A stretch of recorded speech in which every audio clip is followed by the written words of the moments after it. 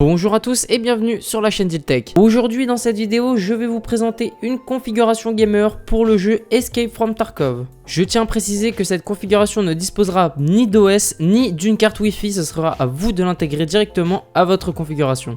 Je tiens à préciser que cette configuration n'est que mon simple avis et vous pouvez modifier tous les composants à votre guise en fonction de ce que vous n'aimez pas. Sans plus attendre, passons directement à la configuration. On commence tout de suite la configuration avec le boîtier Aerocool Shard. Donc c'est un boîtier en taille ATX avec une grande vitre latérale et comme vous pouvez le voir sur la photo, des LED RGB sur le panneau avant. Donc c'est plutôt cool, ça donne un petit style. Tout ça pour un prix de 40 €. Donc une entrée de gamme à un prix très raisonnable. Donc je vous reconseille ce boîtier, après libre à vous de changer. On enchaîne directement les amis avec l'alimentation qui n'est autre qu'une Corsair VS 650, donc une alimentation beaucoup critiquée mais franchement qui fait ses preuves, donc j'ai décidé de le mettre dans cette configuration. Une alimentation de 650 watts, certifiée 80+ white et non modulaire pour un prix de 55 €, très bonne entrée de gamme et vraiment Corsair qui a déjà fait ses preuves, je vois pas pourquoi tout le monde critique ces alimentations. En tout cas moi je décide de la mettre dans cette configuration. On enchaîne directement avec la carte graphique les amis qui est une Gigabit GVN 1660. Donc les derniers modèles de chez GeForce.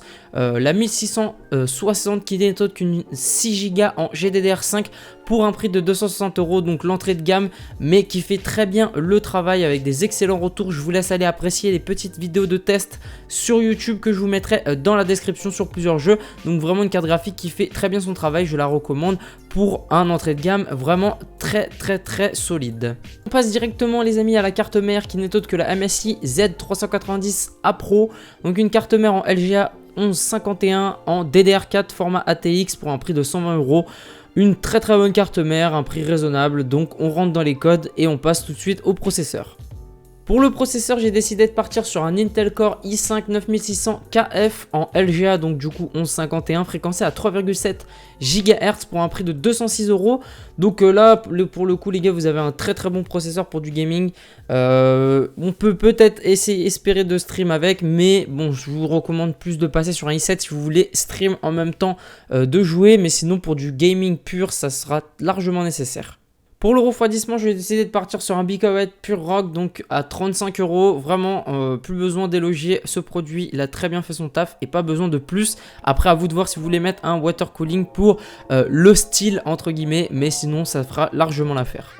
Pour la RAM, on reste sur du classique avec du Corsair Vengeance 16 Go en 2x8 Go en DDR4 3200 MHz pour un prix de 96 €. Donc le classique, on va dire la base entre guillemets, vraiment très fiable. Donc je vous recommande clairement de partir sur ça.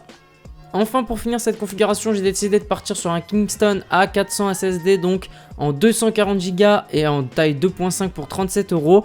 Et enfin, on va passer aussi sur un Seagate Barracuda en 1 Tera à 750 Mbps pour 41 €. Donc c'est deux stockages qui vous serviront et qui font très bien le travail. Donc voilà les amis, on arrive à la fin de cette configuration. On arrive à un prix total de 894 €, tout compris, donc sans l'OS ni la carte Wi-Fi si jamais vous voulez en rajouter une. En tout cas, si cette configuration vous a plu, n'hésitez pas à lâcher un petit pouce bleu et à vous abonner pour en avoir plus. N'hésitez pas également à me dire dans les commentaires ce que vous en pensez, si jamais vous avez quelques petites critiques à nous faire parvenir. Et sur ce les amis, je vous souhaite une très bonne journée et je vous dis à la prochaine dans une nouvelle vidéo.